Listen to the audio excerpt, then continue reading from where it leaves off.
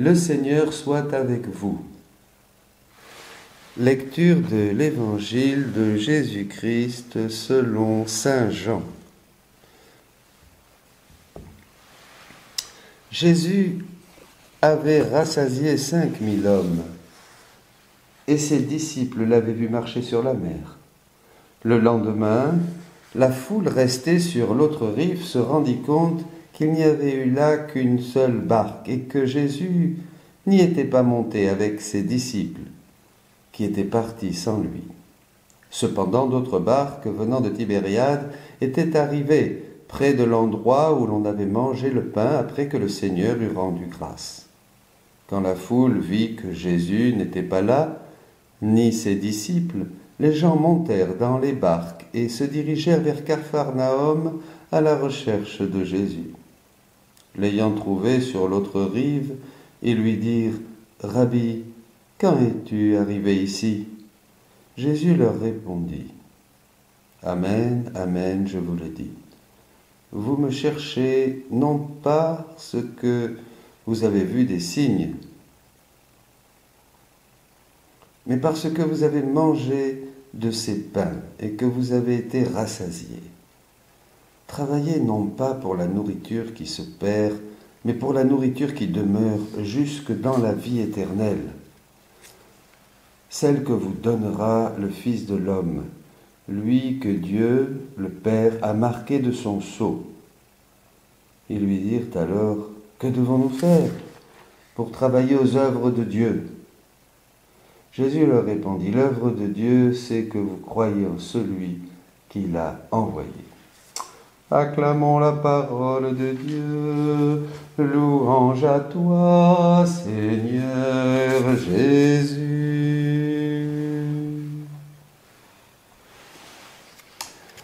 Asseyez-vous, si vous n'êtes pas déjà assis. Ah, mes amis,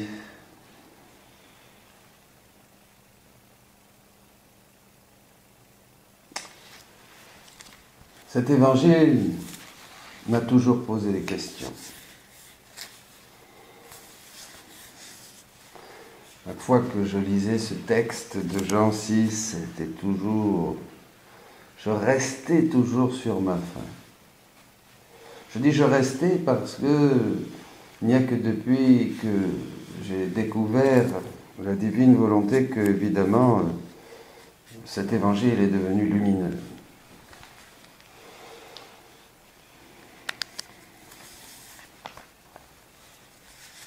Jésus est là. Il y a comme un passage aussi dans cet évangile. Il y a comme deux niveaux. Les gens le cherchent, ils le trouvent. Et comme il le dit, bien sûr, ils ont envie d'avoir Jésus. Ils ont vu les miracles, ils ont vu la multiplication des pains et des guérisons. Et comme Étienne, une sagesse où il n'y a rien à dire, même s'il y a une rupture totale avec ce qu'il y avait avant.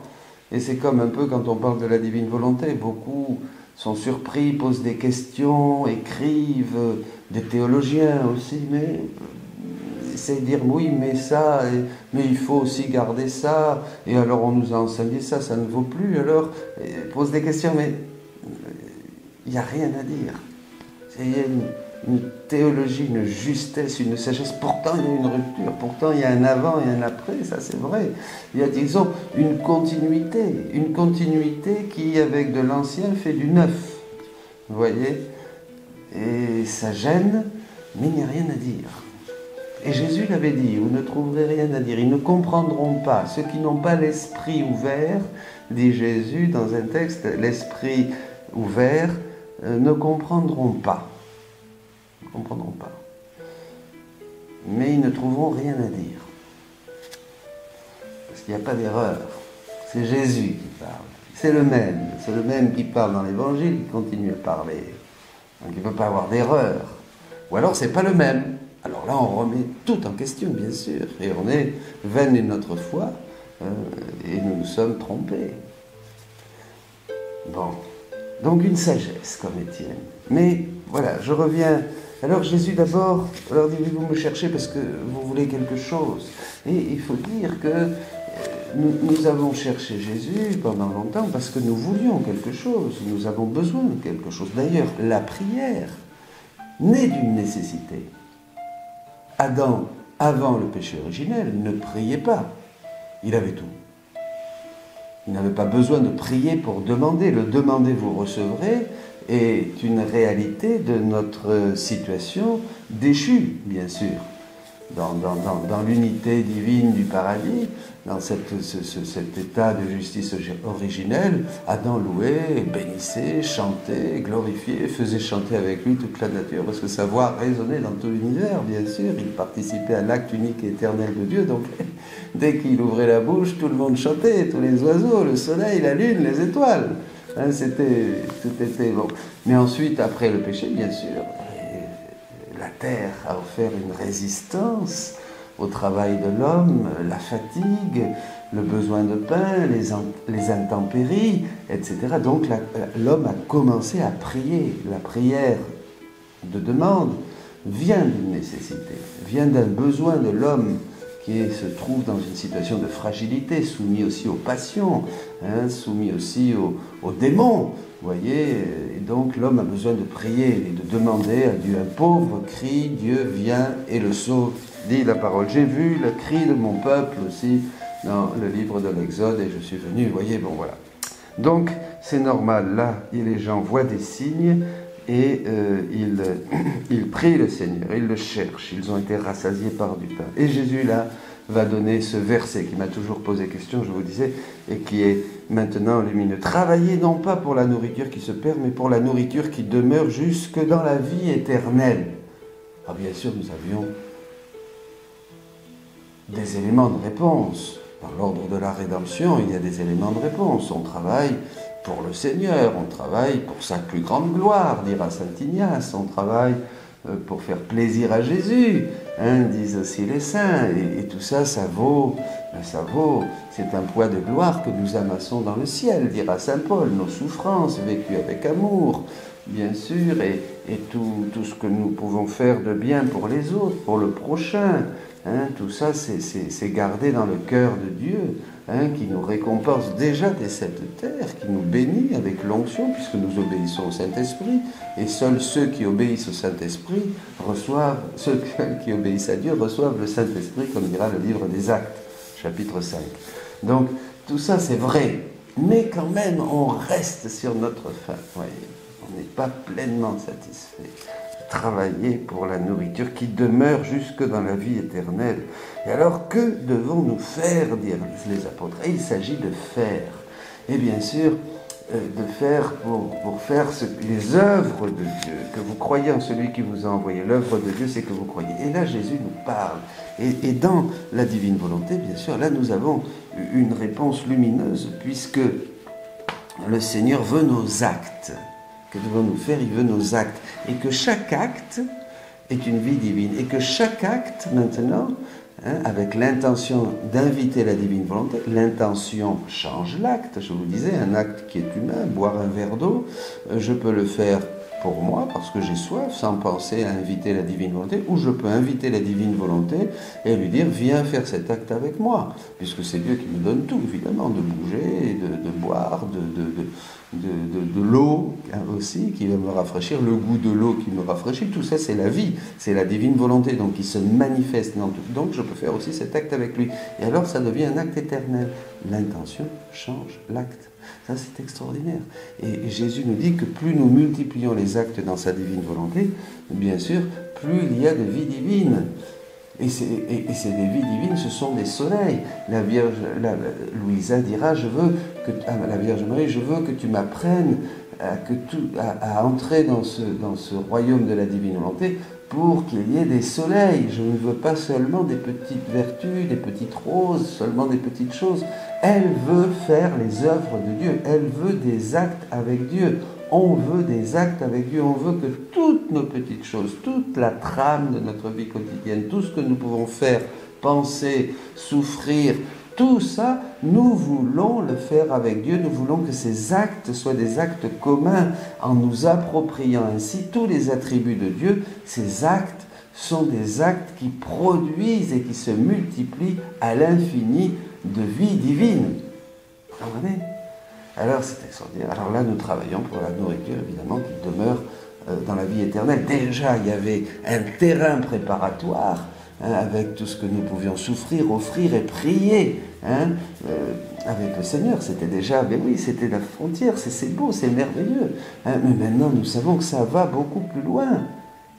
C'est des choses que nous faisons et nous travaillons pour la vie éternelle. Nous travaillons pour une nourriture qui ne se perd pas, parce que tant que c'est fait avec la volonté humaine, même avec de très bonnes intentions, de très pieuses intentions, une très grande charité fraternelle, il y a toujours de l'humain, bien sûr, il y aura toujours de l'humain, c'est impossible de nous libérer complètement de l'humain. C'est pour ça que dans la sainteté des vertus, que ça soit, il y aura toujours une recherche de soi, dans l'humilité, dans l'obéissance, pour être plus obéissant, pour être plus humble, pour être plus vertueux, pour être plus priant, pour être plus mortifié. Il y aura toujours une recherche de soi, c'est impossible. Et tandis que dans la divine volonté, dans cette sainteté où Jésus dit qu'il ne veut plus qu'il y ait que cette sainteté, une sainteté divine, il n'y a plus de recherche de soi, puisque nous devons nous vider complètement, arriver à notre rien pour que lui nous remplisse. Et c'est extraordinaire. Alors là, nous travaillons vraiment, et nous n'avons pas plus de mérite. Ils avaient plus de mérite que nous, les saints des temps passés. Beaucoup plus. Ils étaient beaucoup plus forts, beaucoup plus héroïques. Pas nous. Qui va nous... Et voilà, mais nous sommes les ouvriers de la dernière. Alors je vous lis un texte pour terminer. C'est un enseignement très, très, très important aujourd'hui. C'est même une clé de cette retraite que nous vivons. Jésus dit, « Au ciel, les bienheureux jouissent de toute la félicité que comporte ma volonté et vivent comme s'ils étaient en son milieu. » Au ciel. « Mais ils ne peuvent pas multiplier ma volonté car en eux, les mérites sont fixés. Par conséquent, tu es plus heureuse qu'eux parce que tu peux multiplier ma vie. Multiplier ma vie. Ma volonté et tous les bienfaits qu'elle contienne. Heureuse d'habiter heureuse d'habiter en toi, ma volonté agit. Elle a besoin de tes actes pour se multiplier. C'est comme si la divine volonté a besoin de cette nourriture. Nos actes, vos actes, mes actes. Elle a besoin de nos actes pour se multiplier. Donc elle a besoin d'une nourriture qui est divine, d'une nourriture qui nous est donnée. C'est fou, mes amis, c'est lumineux. C'est l'évangile d'aujourd'hui qui s'accomplit pleinement, qui arrive à une plénitude de compréhension. Quand tu agis, je suis soucieux que ce soit dans ma volonté, afin que je puisse être multiplié par tes actes. Jésus attend, aspire, espère que je vais multiplier mes actes dans sa divine volonté pour pouvoir agir et pour que son agir soit multiplié et inonde le ciel et la terre. Réjouissent les bienheureux et rejoignent tous les cœurs pour frapper à leur porte et les influencer divinement. C'est extraordinaire, ça aussi le dit Jésus. Comme tu dois être alerte pour ne rien laisser échapper. Encore cette attitude, cette attention à la volonté de Dieu, cette attention de ce que nous faisons, cette attention pour rester unis à Dieu, mais là, pour produire une nourriture qui demeure vie éternelle, qui est vie éternelle, mes amis. Jésus, tu es l'amour qui a dérobé ma vie. Je reste seule et je gémis, je ne veux que toi. Jésus, tu es l'amour, je suis pauvre et je crie. Comment ne pas mourir sans toi? J'espère ton paradis. Transforme-moi, Seigneur, transforme-moi en toi. Je ne peux vivre sans ta présence. Je veux seulement être à toi. Transforme-moi, Seigneur, transforme-moi en toi. Je ne peux vivre sans ta présence. Je veux seulement être à toi.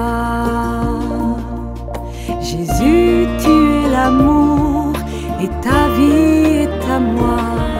Ton corps, ton sang, ta croix me rendent fou de toi. Jésus, tu es l'amour et je veux t'embrasser, te laisser me transformer pour que tu